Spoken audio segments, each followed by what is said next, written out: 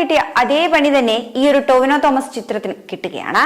അബിൻ ജോസഫിന്റെ തിരക്കഥയിൽ അനുരാജ് മനോഹറിന്റെ സംവിധാനത്തിൽ ടൊവിനോ തോമസ് പ്രധാന കഥാപാത്രമായി എത്തുന്ന നരിവേട്ട പ്രേക്ഷകർ ഏറ്റെടുത്തു കഴിഞ്ഞിരിക്കുന്നു.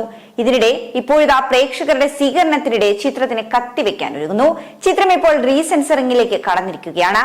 മുത്തങ്ങ സംഭവത്തിൽ നിന്നുമുള്ള പ്രചോദനത്തോടെ ആദിവാസികളുടെ യാഥാർത്ഥ്യവും സാമൂഹിക പ്രശ്നങ്ങളുമൊക്കെയാണ് ഈ ഒരു ചിത്രത്തിലൂടെ അവതരിപ്പിക്കുന്നത്. റിലീസിന് ശേഷം വലിയ ചർച്ചയ്ക്ക് വഴിയൊരുക്കിയിരിക്കുന്ന ഈ ചിത്രം സാമൂഹിക മാധ്യമങ്ങളിലും വാർത്താ ചാനലുകളിലും ഒക്കെ പ്രാധാന്യം നേടിയെടുക്കുന്നു.